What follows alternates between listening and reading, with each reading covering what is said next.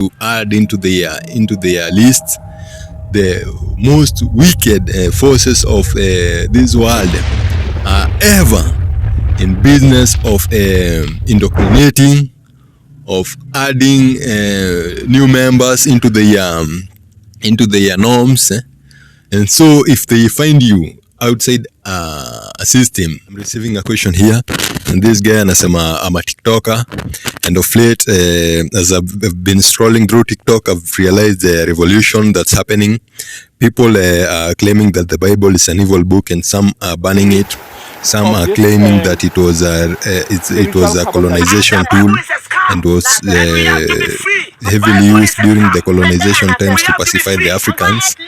So what's your take about it? The revolution against the Bible as a tool for colonization and manipulation. So that's a very, very interesting question. But I too have realized that Africans have been revolting against the Bible, and some are banning it, as you have just said. Some are destroying it and tearing it apart. So my take is simple. Before we revolt against one system that we've been programmed since childhood to partake in, let's have a better system to operate from, because since childhood we've been programmed, or we've been brought up to be under systems. So the human mind or the human brain can't function outside all systems, or can't function outside a system. So whenever we ban one system, the human mind will tend to follow a new system. And if the new system is not better or wiser or more liberating than the Bible, then we will have exchanged one evil and followed another evil. And by the Bible is not evil in its entirety. There are some wise words, some wise teachings in the Bible, like in the book of Proverbs, like in the book of Psalms, in the book of like in the Ten Commandments. But the Bible, like the words of Jesus of Nazareth, though some might claim that a lot of things in the Bible are superstitious and they've been passed by their time are gone. I think there are some very, very great teachings that can help us live in harmony with our neighbors. There are some great teachings that can help people in their marriages in these modern times, or in these times of that we live. So it's not everything that we find in the Bible that has been outdated, but we can choose and pick those things that are useful in our times. Like the Bible has a lot to say about the flesh and desires of the flesh, and sexual immorality, and drinking alcohol, and sexual perversion. And these are things that are aching or distressing the society of these times. The Bible has a lot to say about how to relate with others, how to relate with neighbors. The Bible has a lot of advice to give to how to deal with your enemies. The Bible has a lot of usable advice on how to relate with the parents, how a husband can relate with his wife. And by these advices are very usable, because most of them I've practiced and I've realized some great change in my life. So despite of that, when you go to the extent that we ban the Bible, then we'll be like we are throwing the baby with the bathwater. And just because the Bible has been used to manipulate, to extort Africans their money, and to steal, it doesn't mean that the wisdom in it has become useless. So it will be crazy when you are struggling with sexual immorality and you go on banning the Bible. It will be crazy when you are struggling in your marriage and you are burning the Bible, which has like 100 verses about marriage. It will be crazy when you are struggling with stealing, then you burn the Bible, which has a lot of verses concerning stealing. It will be crazy when you burn the Bible when you are struggling with drinking and sexual immorality, and you burn the Bible, which has a lot of verses to say about sexual immorality and drinking.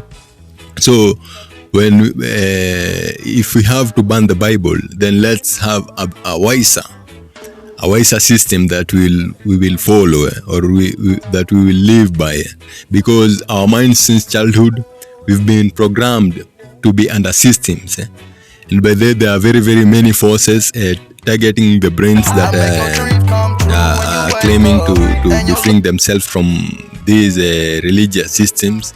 And these forces are clubbing corporates that tend to benefit from people going against these doctrines of morality. So you will have like gambling companies ready to or praying for your attention. So when you drop one system, then be ready to be a victim of forces that will pray for your attention, for your commitment in their business. So if we don't have a better system to replace the Bible, then we will fall for darker systems that are dedicated to pray for our attention, and that are dedicated to win the minds of those free minds that do not have some system to run on. So that's a discovery that a lot of people have been quiet about, and a lot of religious sects have been realizing that, and I think they know that religion is in danger. So hope you've understood me. Before we drop the Bible with its wisdom, with its superstitions, let's have a better, a wiser system to abide with. Otherwise, the most wicked forces of this world are not asleep, and they do not take a break. They are ever in constant. They are constantly seeking someone to devour, or someone to add into their list.